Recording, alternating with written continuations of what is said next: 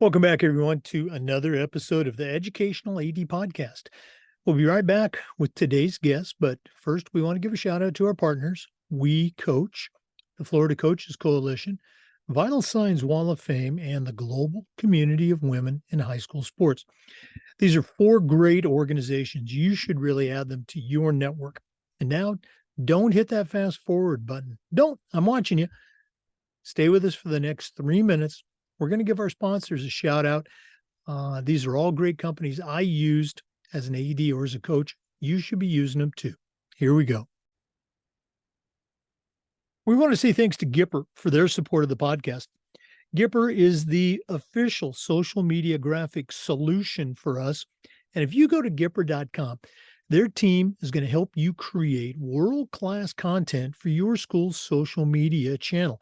It's going to help you celebrate your athletes, promote your teams. Your kids are on social media, so you should be too. Gipper is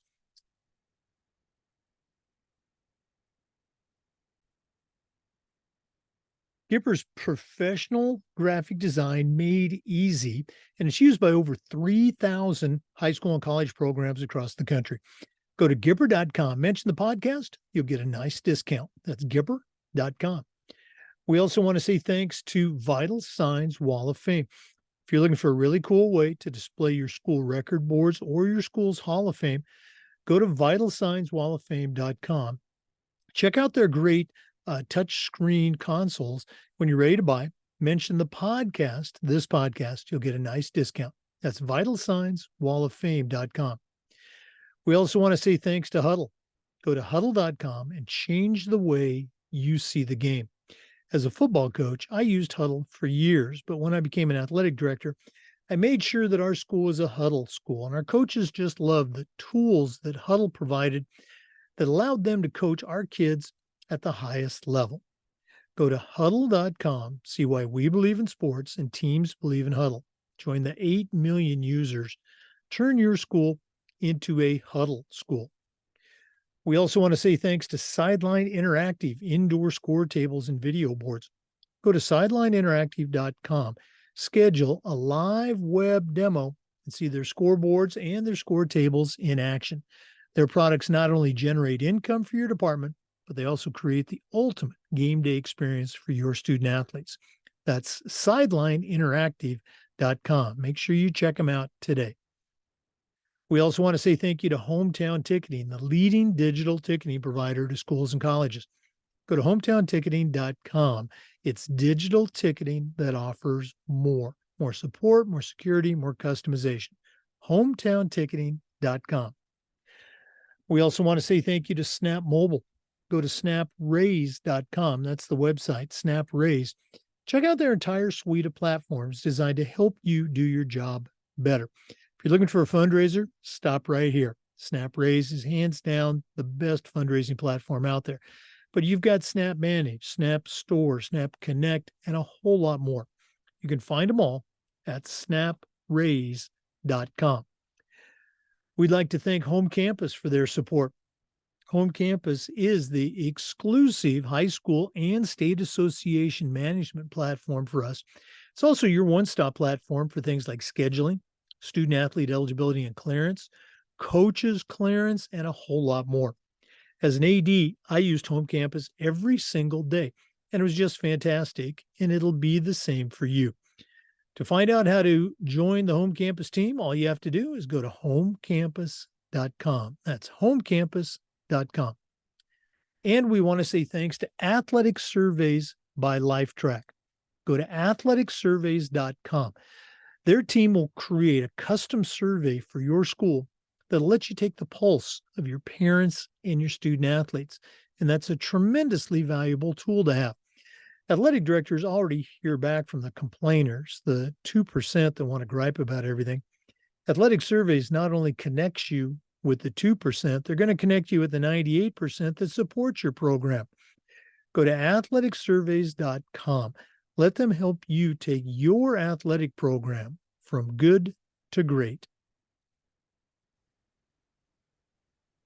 Welcome back, everyone, to another episode of the Educational AD Podcast.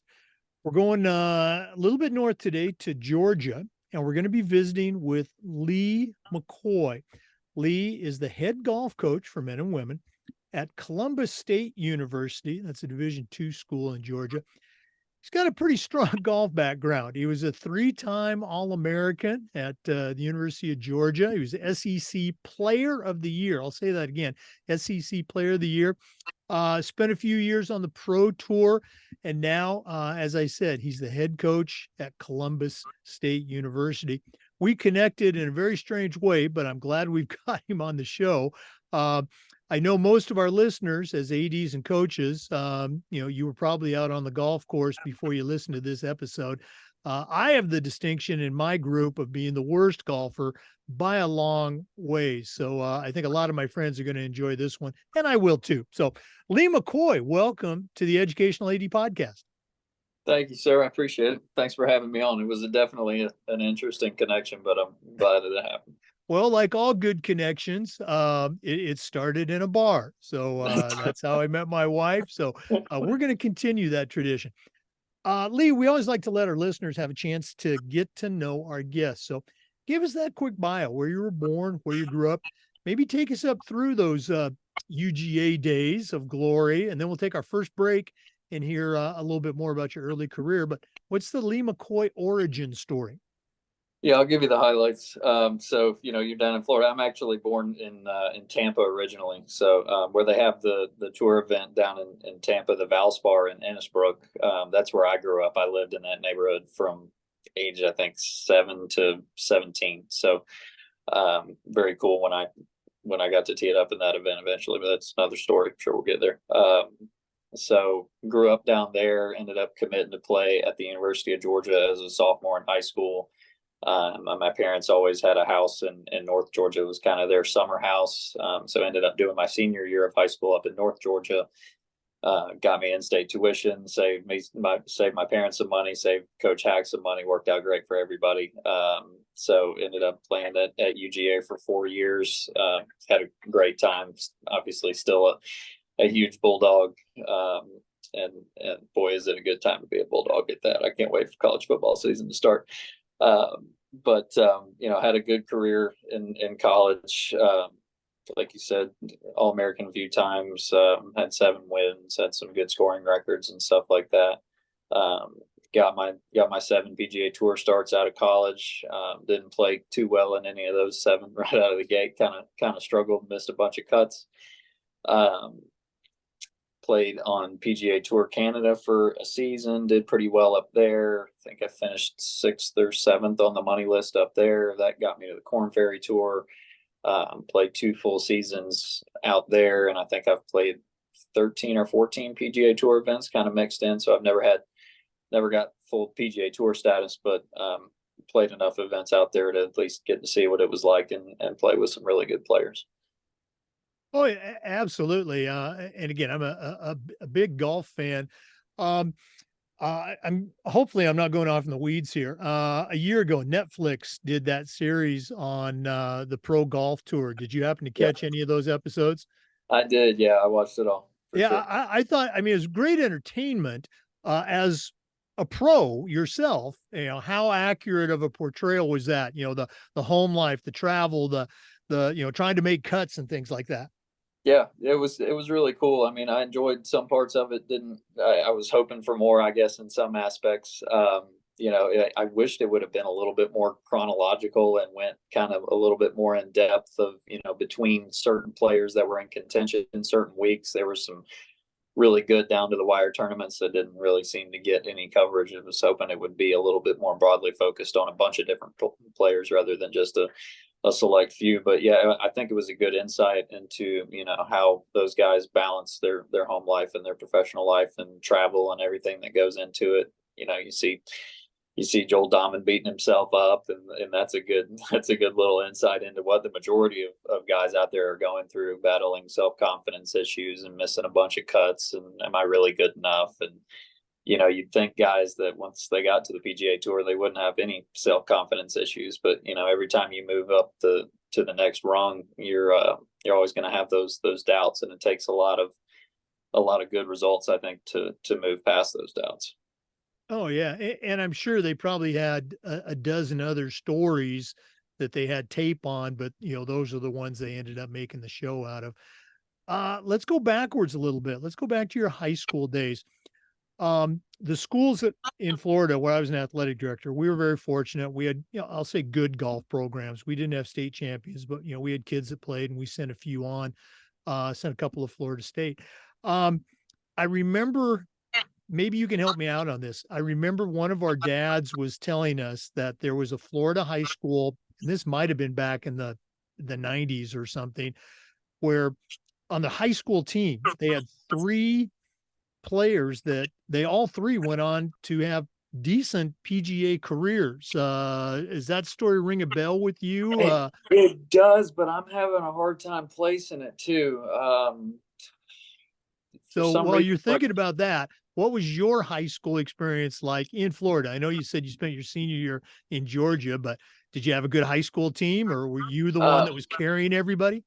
we were solid. I think we averaged somewhere around eighth or ninth or 10th at the state championship. I mean, we made it to state every year pretty easily. I think we had maybe three of us that were pretty solid, and we were always struggling to get that fourth score from what I remember. We'd put up a 68, 72, 75, and an 83. It was kind of one of those situations. It's always hard to find five, and that doesn't really change too much. And once you get to the college level, either, you see most teams have two or three pretty solid players, and then generally that fourth score is the hardest one to get. But we had fun. That was high school golf was when I first started to kind of realize, okay, maybe I may be able to actually do something with this. I remember my sophomore year shooting a 62 at an event, and everybody being kind of blown away by it, and I was more blown away by it than anybody. I kind of just shocked myself, and next thing you know, I was standing on the 17th tee at like 9 under and going, oh my gosh, I can actually shoot these kind of scores. Like I had no idea. But I'll never forget that day. That was a crazy one. Oh, But yeah, enjoyed it. now, one more high school question.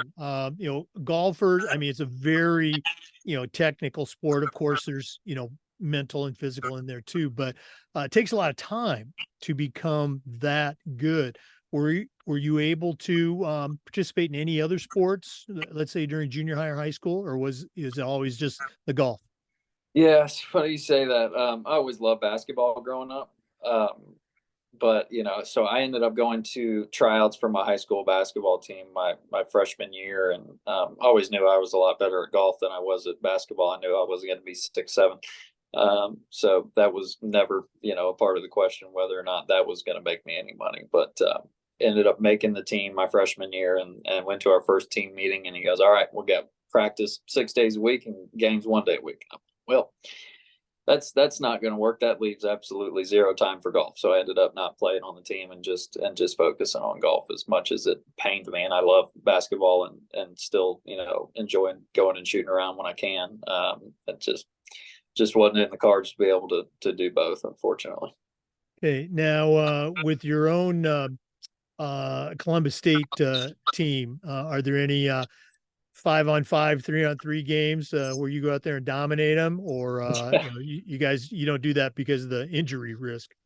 Yeah, no. Well, there's certainly something to that. If we were ever going to go over and throw a little pickup game together, we'd be sitting in the trainer's room getting our ankles taped before we went out there. That would be a necessity. But no, my basketball days are over. I've already had my fair share of wrist injuries. My wrist is totally beat up at this point. It's funny. I had a kid come for a visit about 3 weeks ago now, and was showing him around, walked him out to the main basketball court here on campus, and he's 6'5". So first thing he did was walk in there, jump up, and hang off the rim, Sure. and looks at me and goes, can you get rim? I'm like 5'11". So it's worth asking, but I was like, yeah, I mean, I used to be able to hang off the rim. I had a pretty good vertical back when I was in high school, and in college I played a bunch of pickup balls. So I get a couple stretches in, and try to get the quads loose, to get a little hamstring stretch in, and I go down, and I get it to, I go to jump and get a little bit of bend in my knees. And I've never felt older in my entire life. I swear to you, I almost blew out both of my knees trying to jump. I don't think I had tried to jump in probably 5 years, like in any respect. And it was a scary moment. I probably got 3 or 4 inches off the ground and was just really, really lucky, and thankful that I didn't hurt myself. It's a feeling it felt like my knees were made of glass. It was a terrible, terrible feeling. Geez, I'm a lot older than you, but I can certainly relate to those moments. Now, I got to ask you a question. Did you end up Yeah. signing the kid? Oh yeah, yep. Didn't have anything to do with my vertical, thank God. So no, Maybe we that's ended got to up be part of your new recruiting pitch. Hey, watch me on this net here. I would have to be dragged off the court if I kept trying to do that every time. I learned my lesson, and but yeah, that's the oldest I've ever felt, and it's not even close. Not even close. No more Wow. jumping for me. Great stories. For our listeners, our guest today is Lee McCoy. He is the head golf coach for men and women at Columbus State University in Georgia. We're going to take our first break, but we're coming back with more. Please stay with us. This is the Educational AD Podcast. We want to say thanks to Gipper for their support of the podcast. Gipper's the official social media graphics solution for us. And if you go to Gipper.com, their team is going to show you how to create world-class marketing content for your school's social media channel. Your kids are on social media, and if you're not creating posts that celebrate your teams and acknowledge your student athletes and all their accomplishments, you're really missing out on a great opportunity. Gipper's trusted and used by over 3,000 athletic departments across the country. You should be using it too. Go to Gipper.com, mention you heard about it on the podcast. You'll get a nice discount. That's Gipper.com. Welcome back, everyone, to the Educational AD Podcast. Again, our guest is Lee McCoy. He's the head golf coach at Columbus State University, and that's in the great state of Georgia. Lee, you took us on a magical journey of your high school and your college golf career. Talk a little bit about a little more about that pro career. You made a couple of different stops, the tour up in Canada and also some PGA events. For the average AD that's listening, they probably say to themselves at least once on the golf course, "Hey, I could do that." Tell them why that's not really true. Hey.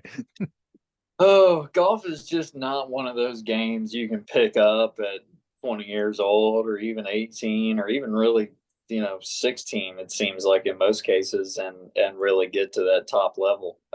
It seems to be something that you have to pick up, before the age of 10 to really develop into a tour player. I mean, that's just kind of the common denominator amongst all those guys. But I've gotten a chance fortunately to kind of see what it looks like at the top level, and I was fortunate enough to be able to play in some of those events, but there were some guys that I came across and was fortunate enough to play with that made me feel like I had no idea what I was doing. There was some I got my main story, and this is probably the highest point of my career. Like I mentioned, I grew up in Innisbrook down in Tampa, and got to play, actually, it's kind of pro career, but it's kind of college. I was a senior in college and got a sponsor's exemption into that Valspar event down there. Never thought I would even get a tee time on Thursday, and that was an incredible moment, to say the least. Ended up making the cut on the number, and shot 65 or 6 on Saturday. Next thing you know, I'm like T9 going into Sunday at my home event, like thinking this can't be real. And to add on top of that, I ended up getting paired with Jordan Spieth on Sunday. And this was back in 2015 or 16, where he had just come off his first Masters win, #1 in the world. He's the golden child at that stage. And, pretty much everybody that was at that event was there to watch him. And I was really lucky to have played with him some in college. So that kind of took a little bit of edge off of it, so to speak. At least I had met the guy, and the shock of meeting him wasn't so crazy. But, to get to play in an environment like that was absolutely nuts. We probably had I don't know, 10,000 people following us on every hole. The tournament director told me after it was over that we had like 70% of the spectators just following the two of us, and that's certainly not because of me. It was because Jordan had just won the Masters, and he was there. But you know, getting to play with him, I really got to see what it looked like at the top level, and the amount of control that those guys have with, you know, just the distance control is nuts. How consistent they are inside of 10 feet is insane. And you know, I felt like I was playing my absolute best golf, and it was pretty much on par with his average day. So it was, even though I was there and I was, you know, kind of in contention to some respect, I left there feeling like, wow, that's about as good as I can possibly play. And I beat Jordan that day by 2, and he played what looked like awful for him. He was frustrated the entire day. I'm like, wow, my bad's got to get a heck of a lot better if I'm going to compete out here. So, yeah, Well, going back to that, you know, the experience there with the crowds following you, anybody, any hole where they're going, come on, Lee, or, you know, in the hole, you know, when you're hitting it.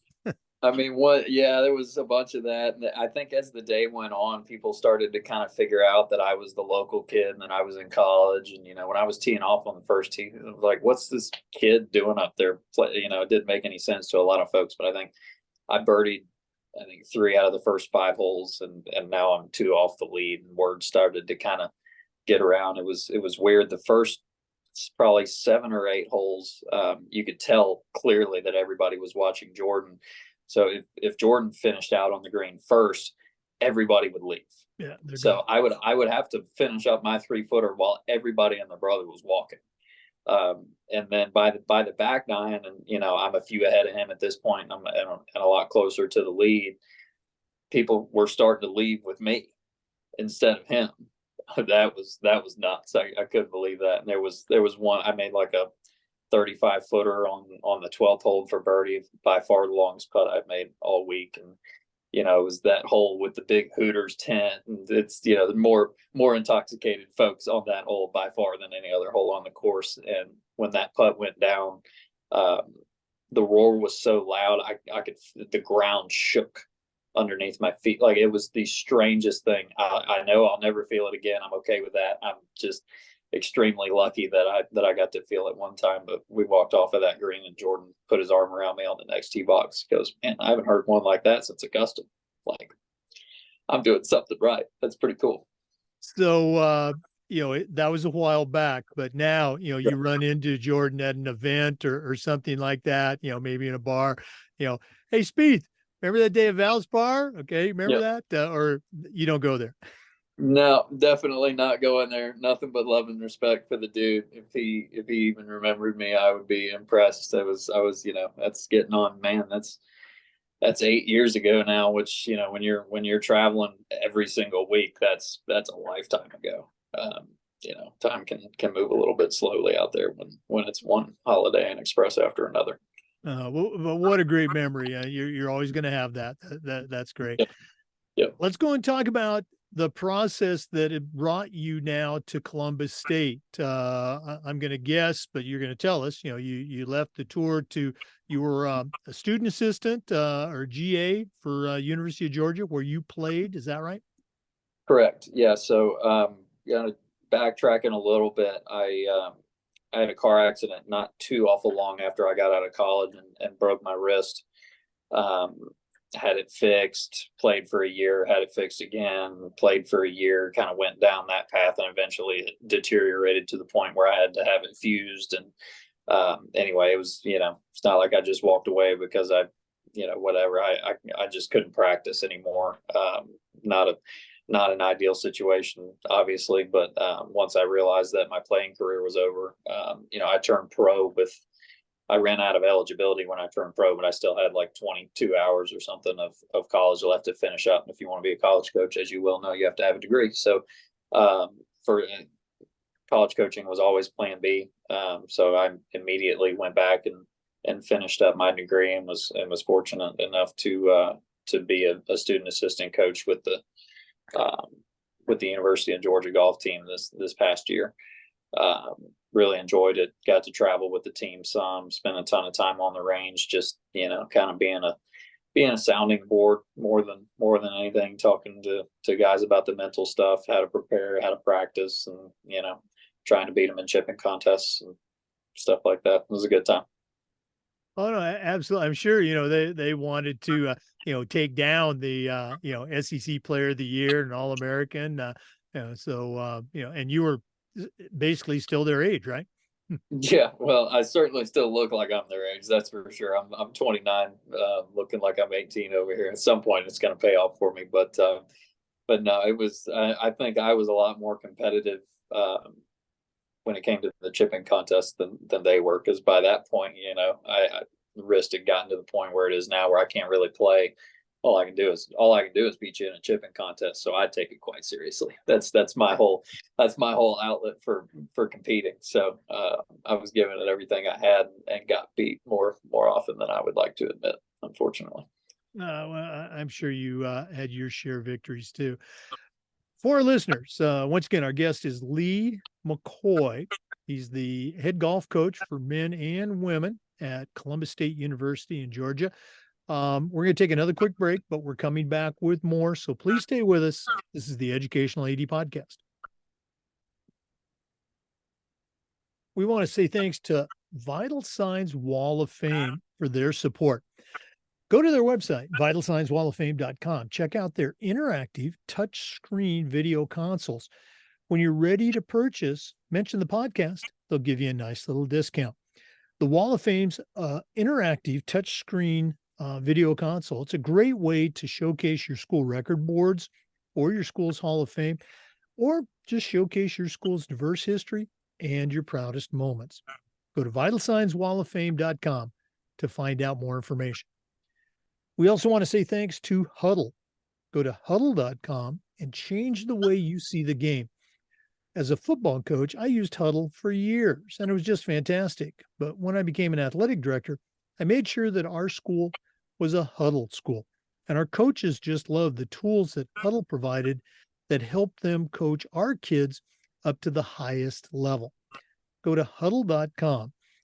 We believe in sports, and teams believe in Huddle. Join the 8 million users and turn your school into a Huddle school. Welcome back, everyone, to the Educational AD Podcast. Lee, again, you've done a great job of sharing your story, high school, college, again, the accident. Let's talk about your path now. You recently signed on as the head coach at Columbus State. How did that happen? Did you seek them out? Did they come to you? And maybe tell us a little bit about the program and some of your plans for it. I definitely seek them out. There's no question about that. As all the coaches listening would know, the first job is the hardest one to get. Getting your foot in the door is the big task. So I was definitely keeping my ear to the ground and hit my sources up as often as I possibly could throughout the course of this past school year, just to see, what was going to open up. And it was, patience was the hardest thing. I kind of had to wait till the end of the spring. I knew that going in, but come middle of the spring, man, when am I going to hear about something? When am I going to hear about something?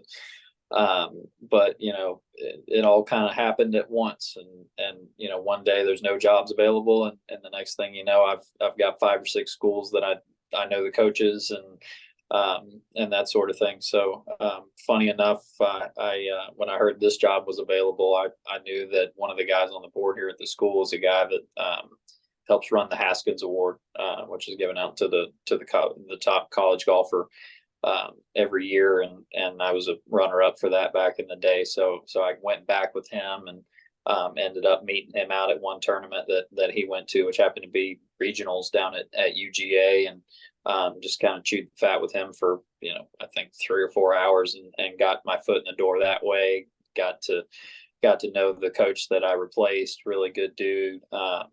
And through that process, I heard about some other jobs, and it kind of came down for me between, do I want to go be an assistant at a D1 school, or do I want to go D2 and go straight into a head job? Definitely a tough decision to make. I knew things would be a little bit easier, so to speak, as an assistant. But at the end of the day, I really felt like the best thing for me long term was just to kind of, take the bull by the horns, throw myself in the deep end, whichever phrase you want to use, and just kind of learn everything as quickly as I could. The golf stuff was never really much of a concern. I feel confident in my knowledge of the game and what it takes to prepare, and the mental side and all that stuff. It's For me, it was more about, and it still is, learning more about the compliance end of things and managing scholarships and all that sort of stuff. So I'm continuing to learn through the course of this year, but really enjoying the process. Just trying to be a sponge, and I can definitely say I'm a lot more confident and comfortable than I was a month ago when I started.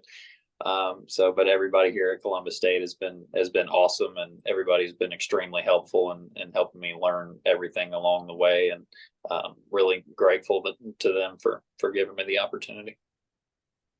I'm going to ask you a question, and forgive me the clumsy way I set it up. Yeah, I think people outside of athletics or have never been out on the golf course. Again, I'm a horrible golfer. I love to go out, but I don't spend the time practicing to move out of that horrible race. I think there's a stereotypical image of, let's not a college coach, of course, a high school golf coach of, all right, guys or girls, I'll see you out at the course, and they go to the driving range, hit a bucket of balls, and then they pick them up at the end of the day. What's the routine for a college golfer? And again, we saw the Netflix, you and I both watched the Netflix thing. You certainly know it firsthand, but there's a lot more to it than that. So describe for that non-golf person who's listening, what's the typical routine for a top level golf player and a golf coach? Yeah, well, there's different ways to do it for sure, and I'm doing things I think a good bit differently than the coach I replaced. Just for example, before I got here, they were practicing every day from 1 to 4, and I don't have any practice hours. You come and go as you please, get done what you want to get done, and go about your merry way. And as I remind these kids frequently, it is never ever going to get any easier than it is right now to get in as much work as possible. So take advantage of the time that you have. I know class isn't fun, and I hated going to class as much as the next guy. Trust me, I'm so glad to be done with school. But it's easy right now. I take care of all your scheduling for you. I drive you to every tournament. I pay for all of your meals. And I think it's easy to take for granted how well set up you are here with 4 different golf courses to play out of. You have your own practice facility and so on and so forth. But yeah, I mean, when you turn pro, if you're not lucky enough to have a bunch of endorsement deals and a bunch of money in your pocket to go buy a membership at a nice club and fund your $8,000 to $10,000 a month expenses for traveling and trying to make it out there, it can be tough for a lot of guys. And right now everything is free, and you can work as much as you want pretty much whenever you want. So my perspective on it is to kind of help the guys and the girls to develop some work ethic. And in my mind, if you're only being here because I'm forcing you to be here, then that isn't really developing much work ethic. I would rather you be here because you want to be here and get used to what it feels like to wake up early on your own accord and come out here. So I don't force them to be here at any specific times, but I kind of expect them to be here all the time, if that makes sense. And I think they get that, and they seem to appreciate the freedom. So we'll see how it goes.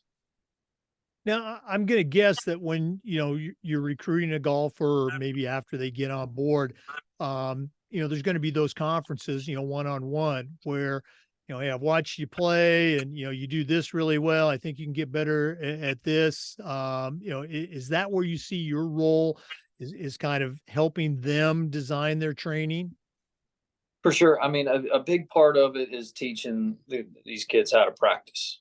I mean, you can come out here for 3 and 4 hours a day and not be extremely productive if you're out there trying to put, the club in a position for 4 hours and haven't done anything but hit 307 irons. That's not the most productive way to go about things. So I'm not forcing anybody to do anything a certain way. I don't want to, try to turn you into me or say this is the only way that it can be done. But, I've given everybody a lot of ideas on what I think are the correct ways of doing it. And a lot of folks were already pretty close to on the right track. And, just rather than going out and working on your swing every day, which I think most kids kind of fall into that trap of, if I'm going to get to the tour, I need to have this swing that looks like Adam Scott. And I think it's a lot more beneficial to maybe spend, if you're talking about time hitting balls, maybe 10% working on your swing and 90% working on hitting different shots and working on distance control. And, I have these guys and girls hitting an absolute ton of wedges, which is, I think, something that is, again, missing with a lot of junior players. Everybody wants to go out and work on their, they run through the wedges and the 9-irons really quickly, move up to 7-6 iron, and next thing you know, they hit 60 drivers. And I would prefer you to hit, go out to the golf course late at night by yourself and hit 5 or 6 drivers off of a tee box and hit some different shapes and try to learn those feels rather than just try to come up with some sort of whatever you think a perfect golf swing is. Yeah, obviously there's a ton that goes into it, plus, the biomechanical analysis and all that stuff. Lee, if one of our listeners, who again, probably an AD or a coach, wanted to reach out, maybe pick your brain a little bit, what's the best way that they can get a hold of you there at Columbus State? Yeah, I definitely appreciate that. My email is on the website. It's McCoy_Terry1 at columbusstate.edu. Definitely feel free to reach out anytime. I'm here. Okay. And again, this is not Lee talking. This is your host, Jake, talking. If you have any golf prodigies or, potential recruits, please, have them look at Columbus State University. We're going to take another break. I know that's shocking to our regular listeners, but we're coming back with more with our guest, Lee McCoy, the head golf coach at Columbus State University. That's down in Georgia. Let's take that break. We'll see you. This is the Educational AD Podcast. We want to say thanks to our friends at Sideline Interactive, indoor score tables and video boards for their support. Go to sidelineinteractive.com and schedule a live web demo and see their tables and their boards in action. Probably one of the best purchases I ever made as an AD was our Sideline Interactive indoor score table. We use it for home games, of course, but we also used it for pep rallies, for signing ceremonies. It's tremendously versatile, and their customer service is just outstanding. Go to sidelineinteractive.com. Schedule that live web demo today. We also want to thank Hometown Ticketing for their support. Go to hometownticketing.com. It's digital ticketing that offers more. Their team is going to show you how to set up and sell tickets to your events online, not just athletic events, but things like school plays, concerts, school dances, even graduation. And here's the best part. Every step of the way, you're going to have a dedicated client success manager that's providing hands-on support. That's every step of the way. Go to hometownticketing.com. It's the leading digital ticketing provider to schools and colleges. hometownticketing.com. Welcome back, everyone, to the Educational AD Podcast. Lee, one of the things we try to do with this podcast is the idea of sharing best practices. So I'm going to put you on the spot. What are some things that you're doing or plan on doing with your program at Columbus State, or maybe they're things that you've seen in the programs you've been associated with that you would call best practices, things that you would want to share with our listeners? Anything come to mind?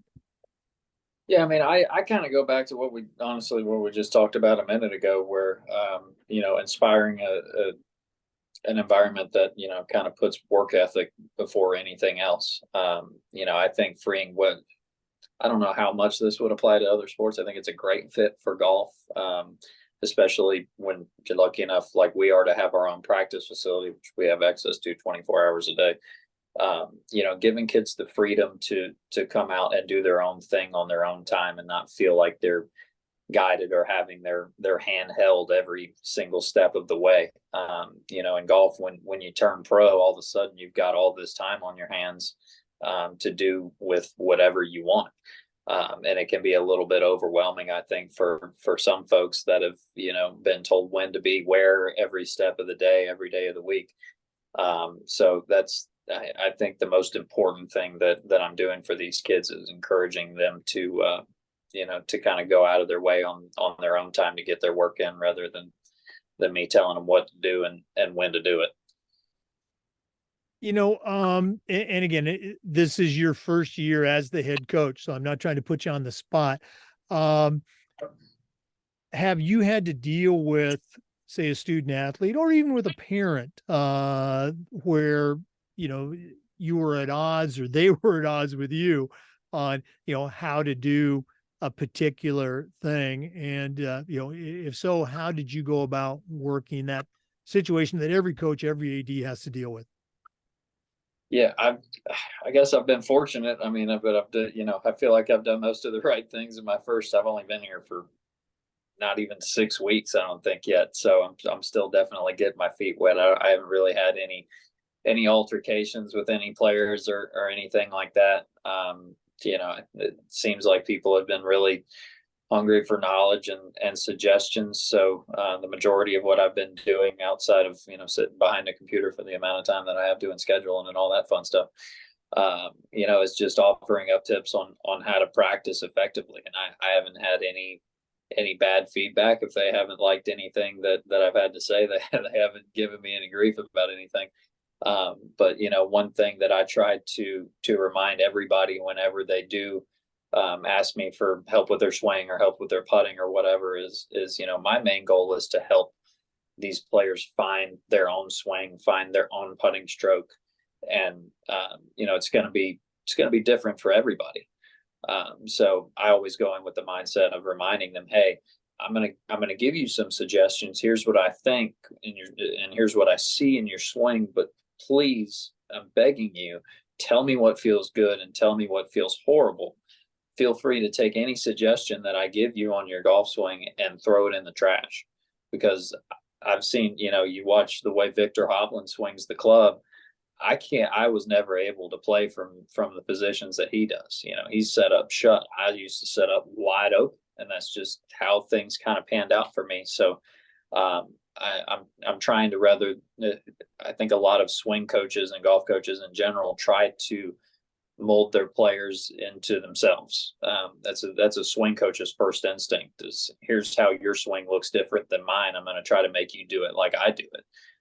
So I'm trying to be really conscious about staying away from that and encouraging people to find their own feels, find their own swings. And even if something doesn't look picture perfect on video, that doesn't necessarily mean that it's wrong for you. Something technically incorrect could be exactly how you need to be doing it.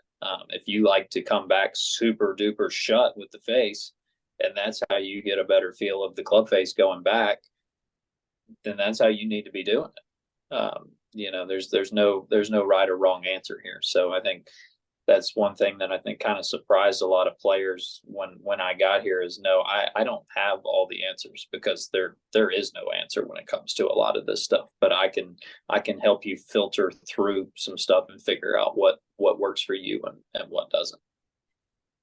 Yeah, and I think that's the answer that we have to give. There is no one answer, for everybody, regardless of the sport. So, Yeah. good stuff. You shared with me a little bit of the history of Columbus State, national championships, and again, it's a Division II school. Again, this might be a clumsy way to word it. How far off of returning to that level are you, and what are maybe some of the things that you're looking to do, in the coming seasons? I don't think we're that far off. I'm actually really excited about the team that I've got this year. I've inherited a lot of really good players. I brought in 2 transfers in tiny little bit of time that I've been here. We only had 6 players on our roster, and for those that don't know, and I'm talking about the men's team, when I got here, we only had 6 players and only 5 travel. And how college golf generally works is you qualify for those 5 spots. So, for example, we're playing 6 qualifying rounds before we go to our first event, and who's ever in that top 5 after 6 rounds, that's who's playing. So I immediately came in and said, okay, 6 doesn't really create a very competitive environment. So I've got to find a couple of more guys, which I did. And 8 I think is a pretty solid number. I've always liked 8 to 10. I think that makes a pretty nice competitive environment where you don't have maybe that one guy or those 2 guys that are not quite keeping up. That's going to keep it a lot more competitive. So fortunate to be able to get that done in that little stretch of time that I've been here. Oh yeah, absolutely. Yeah. Bringing those players in, and it's that, how big is that gap? How big is that fall off? You mentioned, 1, 2, and 3, usually pretty solid. And then that 4th or 5th player, but trying to qualify for that last position, if those players are, pretty equal in talent, that's going to make for some great competition within the team, Yeah. to make the team that much better. And it's fun to watch too. I'm looking forward to those last couple of qualifying rounds when you get that, those 5 and 6 guys kind of going head to head that final round. That's as good as watching a couple of guys try to win a golf tournament. I mean, there's almost more on the line because the last thing any kid wants to do is call their parents and tell them they're not getting on the bus this week. That's always a painful phone call to make. I'm sure I remember doing it my freshman year and calling dad and going, well, I missed qualifying by 2. It's heartbreaking. It is, but makes for some good entertainment on the coaching side to watch those kids go out there and battle it out. When you have 8 guys that can get in that lineup, it tends to make people work a lot harder than having only 6 and those top 3 or 4 guys feeling like their spot is relatively guaranteed. Right. And it creates, as we said, that great competition, that they can take those lessons with them out when they're playing another school, or in a big tournament. Just very cool stuff. And again, golf, it's a very much, like track and swimming, is that, you really can't blame the coach. Hey, how come my kid's not playing? How come my kid's not on the travel team? Well, it's head to head. Okay. It's not that we like Billy better than we like Tommy. Tommy beat him. Yeah. Well, a lot of coaches seem to go down the route of qualifying for 3 spots and picking 2, or qualifying for 2 and picking 3, and I've always thought that was just, no offense to any of the other coaches that might be doing it that way that are listening. I've just never really understood it. Once you start playing favorites and picking guys, you want to get involved with some parents in the wrong way. That's how you start. Why aren't you picking my kid? Why aren't you picking my kid? This way, hey, I didn't do it. I set them all up. It's an equal chance. They had 6 rounds, and that's the way it shook out. So I'm a big believer in you have to earn your spot. Now, again, we're talking about a Division II, a nationally competitive college program. What you just described, we use that exact same formula with our middle school program at the school I was at. Yeah. We had, like, I don't know, 15 golfers on our middle school team one year. We were a small private school, and you only got to play 5 each week. And so, we had a couple kids, as you can imagine, at that age, they were pretty good. And then we had a bunch of kids, they were teaching them which end of the club to hold, but we still wanted to give them that opportunity. So, we let I think the coach did the top 3. And for the other tournaments, we just rotated that the kids through, and everybody ended up getting, I think, at least 4 competitive tournaments or matches over the course of the year. But that's middle school. That's not college. Well, goodness gracious.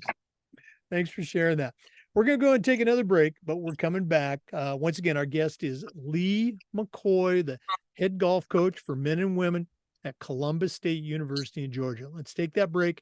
This is the Educational AD Podcast.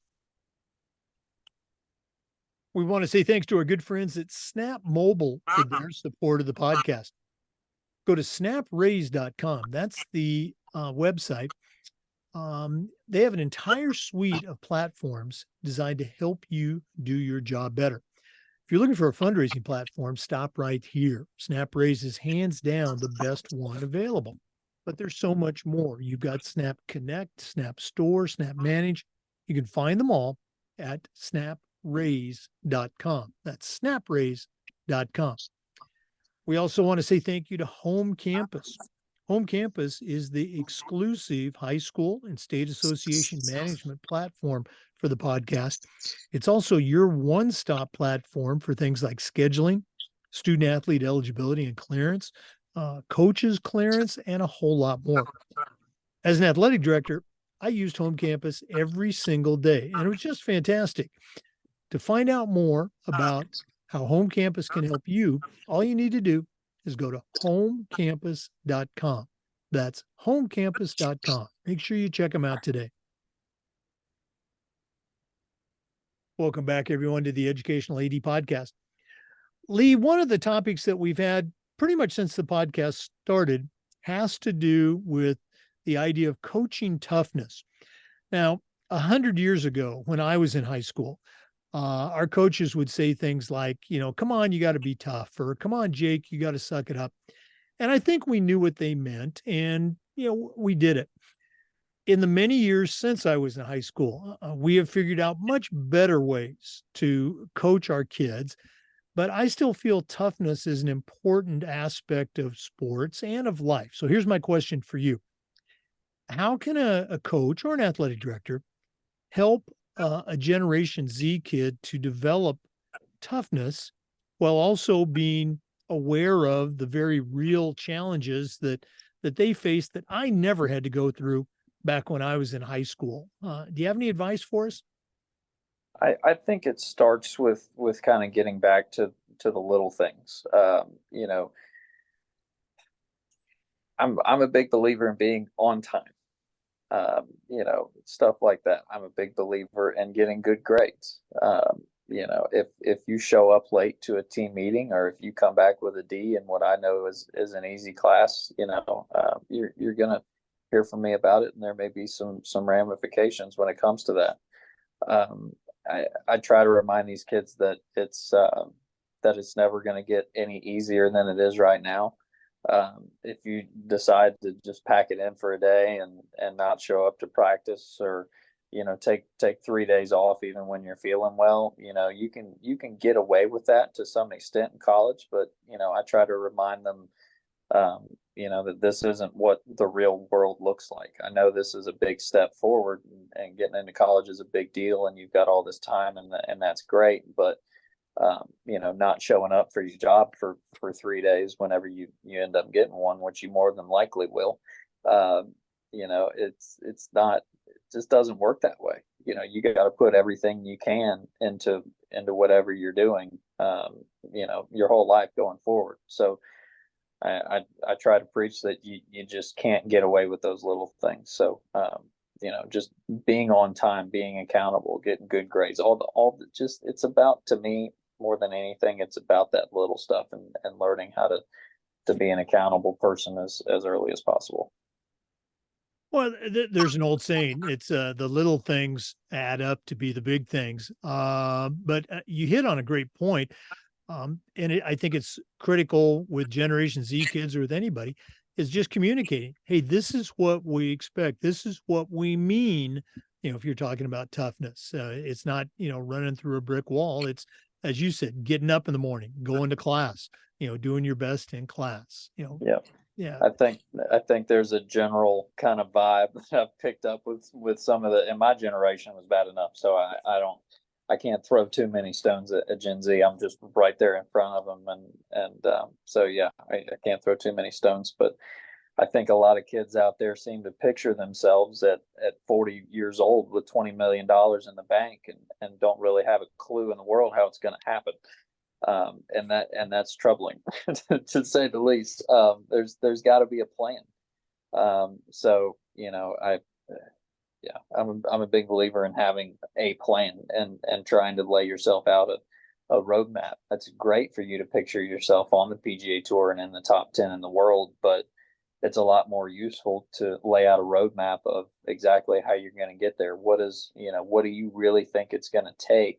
What do you really need to do in the meantime to prepare yourself to get to that level? Don't just sit around and wait for it to happen. You got to go out and take it today. You got to go out and take it tomorrow, and the thousands of days after that, because there's always going to be somebody out there working harder than you, no matter how hard you try. So you got to give it everything you can while you can. I love it. And I'm excited to see the George, excuse me, I said it again, the Columbus State University golf program in the coming years. I think they've got great stuff ahead of them. Lee, this has been so cool connecting, hearing your story and finding out more about the program. But we're not done yet.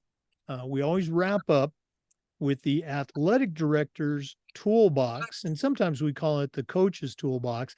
This is going to be very fitting. You certainly know your way around the world of golf as an athlete, but as a new coach, I'm going to challenge you to send out a brand new athletic director or coach on their very first job. But I'm only going to let you put 3 things in their toolbox. So we're going to take our final break. When we come back, we're going to find out what a new coach, Lee McCoy, is going to put into his new coach, new AD toolbox. Please stay with us. We want to thank Athletic Surveys for sponsoring the AD Toolbox segment of our podcast. Athletic Surveys are a quick, easy, and an affordable way for you to collect comprehensive data that allows you to evaluate and improve your entire athletic program. Go to athleticsurveys.com. They're going to show you how to create a custom survey that lets you take the pulse of your parents and your student athletes. Athletic directors already hear back from the complainers, the 2% that want to gripe about everything. Athletic Surveys will connect you with the 2%, but they'll also connect you with the 98% that support your program. And that's a tremendously valuable tool to have when you're talking with a frustrated parent or your principal or even your school board. Go to athleticsurveys.com. Let them help you take your athletic program from good to great. Well, it's that time of the podcast. We have been visiting with Lee McCoy. He's the head golf coach at Columbus State University. It's a Division II program in Georgia. Just had a great time visiting with him, and he's a brand new coach. He's been on the job, in his own words, about 6 weeks. But right now I'm going to challenge him to send out a brand new coach or AD. I'm only going to let him put 3 things in the toolbox. So this is going to be interesting. Lee, what 3 items are going to go into your new AD, new coach toolbox? So these are all going to be geared towards a brand new coach based off of what I think I've learned over my first few weeks on the job. And on the top of that list, which I think is the most important, is do not be afraid to ask questions. I know it can be easy, and I fell into the trap of not wanting to ask too much and seem seem green, but I am green. I'm brand new, and this is my first coaching job, so I had to kind of set pride aside there and not be afraid to ask questions, or even hey, if you forget something or you need more clarity on something, ask twice, ask 3 times, get them to explain it, ask somebody to dumb it down. I've just kind of tried to be as transparent as possible with my superiors, especially, and say, hey guys, I'm trying to be a sponge and soak this up, but some of this stuff, I don't know what half these acronyms mean. There's just been some instances where I've had to say, okay, slow down. I think I hear you, but one more time from the top, if you don't mind. So that would be number 1. The second thing that I've already started doing, and we had a little meeting here this morning with some people in the community, some former players, some boosters and things. I think building a support group is huge. Getting a group of people together. I think this really applies to any sport where we're going to be meeting. I've got 10 or 12 guys on our little group that we're going to be meeting once a month to just kind of talk about the needs and the wants and the budgets and this and that, and try to, get a good group of guys together, former players and alumni and boosters to kind of brainstorm together. And, no matter how smart you are, putting 12 people in a room that know about the game and know about the university is going to be a better option. Somebody's going to come up with something that would have never crossed your mind. So building a support group of people that you can trust, whether you want to call it a booster club or whatever, I think that's a really important aspect of it. Number three would be getting in touch with the community. I think coming in as a new coach, it's one of the most important things I can do is to participate in as many local things as I can, whether it be, junior clinics or showing up to, charity scrambles, or getting my players to go play in some charity scrambles for nothing. Whatever opportunities pop up to allow you to show your support to the community is going to be nothing but beneficial long term. So I know especially for me, I'd never been to Columbus before I started this job. So I'm brand new here. I have no idea where I'm going. Everything is getting put in my GPS every day. I'm lost.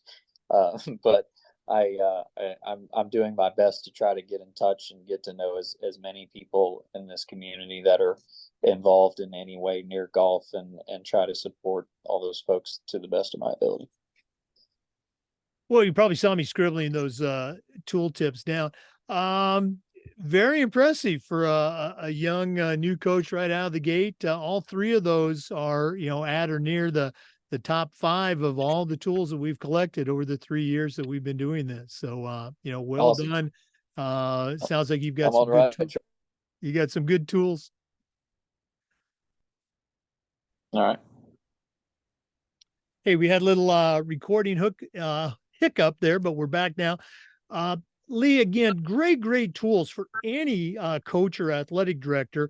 One more time, if one of our listeners wanted to reach out, pick your brain a little bit, or find out more about the Columbus State University golf program, what's the best way they can get a hold of you?